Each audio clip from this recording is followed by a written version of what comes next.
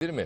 Əvvəlki dövrlərdə hazırlanan cizgi filmlərində dialoqları, səhnələri rahat anlamaq olurdu. İndi isə daha çox rənglənməyə, anlaşılmayan səslərə şahid edirik və ya şahidlik edirik. Bu, balacaların nitqinə və davranışına necə təsir edir?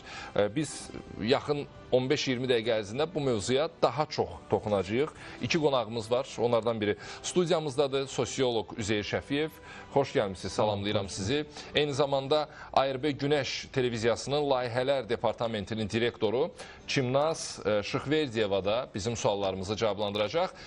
Çimnaz xanım, salam aleyküm bir daha. Sizdən başlayaq söhbətə və məsələ ondan ibarətdir ki, Azərbaycanda müəyyən yaş kateqoriyasına aid olan uşaqlar ARB Günəşə tamaşa edirlər və demək olar ki, sizin təqdim etdiyiniz cizgi filmləri ilə böyüyürlər. İndi də biraz qəribə bir dövrdür. Daha çox rəngli cizgi filmlərini sevirlər, daha çox dialoq olmayan cizgi filmlərinə üstünlük verirlər. Həm televiziyalar, həm sosial platformalar. Bu baxımdan ARB Günəşdə məsələlər necə tənzimlənir? Cizgi filmi efirə hazırlanarkən nələr nəzərə alınır?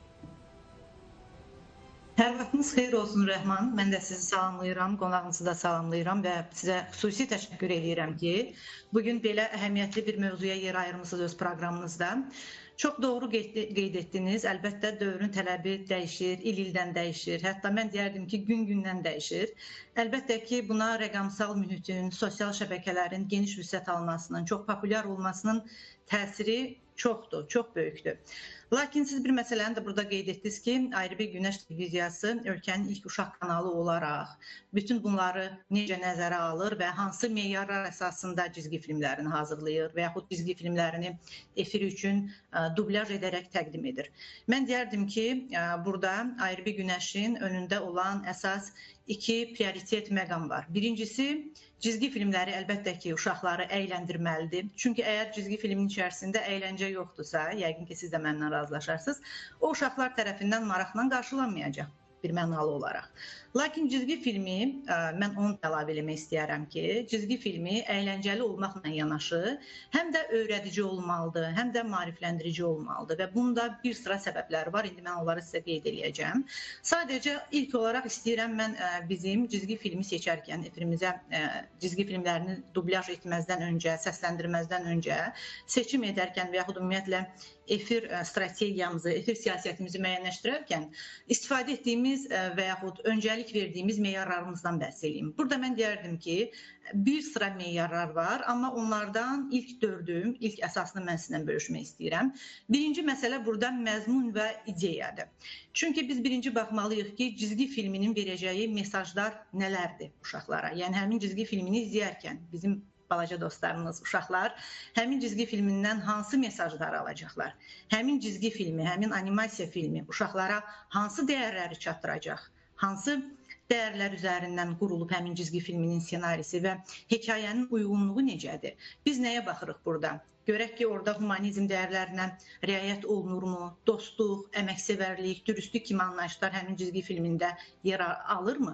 Və zorakılıqdan uzaqdırmı? Bax, bu məsələlər çox vacibdir. İkinci bir tərəfdən isə mən deyərdim ki, burada yaş uyğunluğu məsələsi çox önəmlidir. Çünki yaş psixologiyası məsələsi var və biz buna çox ciddi yanaşırıq. Bizim əsaslı prinsiplərimizdən biridir.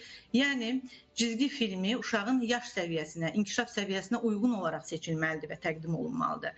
Məsələn, mən deyərdim ki, 3-5 yaşlı uşaqlar, hansı ki, erkən inkişaf dövründə olan uşaqlar, xüsusən bilirsiniz ki, ARB Günəşdə cizgi filmlərini izləyən uşaqların əksəriyyəti məktəbə qədər yaşda olan uşaqlardır. Və məktəbə qədər yaşda olan uşaqların cizgi filmi izləyərkən onlar üçün daha sakit, daha aydın, müəyyən vizual effektlərdən istifadə olunan, hekayəsi daha sakit və aqressivlikdən uzaq olmalıdır mütləq şəkildə. Bu çox vacibdir.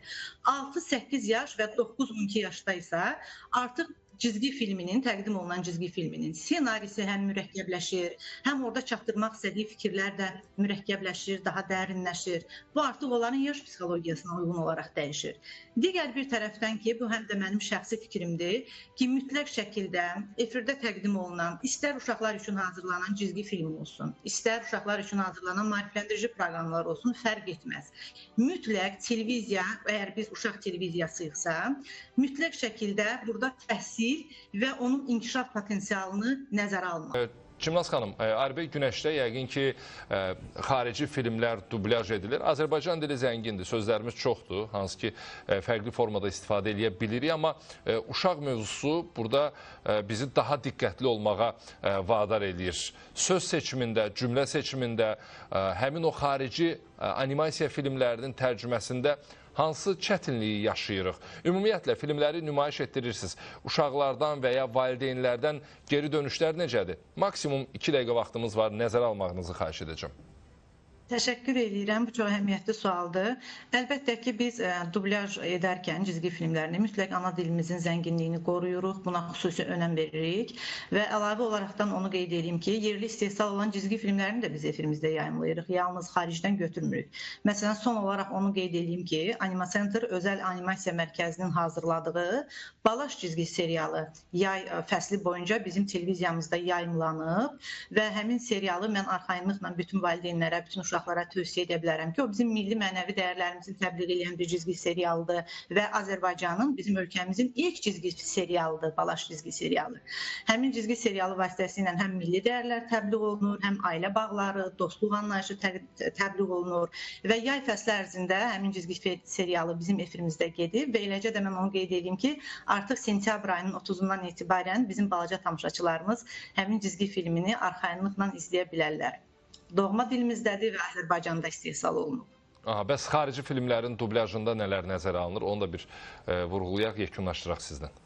Xarici cizgi filmlərinin dublyajında mütləq şəkildə dilin sadəliyi qorunur və Azərbaycan dilinə tərcümə olunarkən həmin cizgi serialları ola bilər ki, çünki müxtəlif ölkələrdə əgər həmin cizgi serialları, cizgi filmləri istehsal olunursa, təbii ki, həmin ölkənin dəyərlərinə, həmin ölkənin danışıq tərzinə ona uyğun olaraq hazırlanacaq.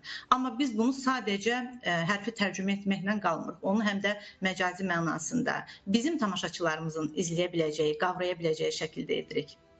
Aydındır. Çox sağ olun Çimnaz xanım, minnətdaram sizə. Tamaşaçıların diqqətinə çatdırım ki, Aybek Günəş televiziyasının Layihələr Departamentinin direktoru Çimnaz Şıxverdiyeva ilə danışdıq.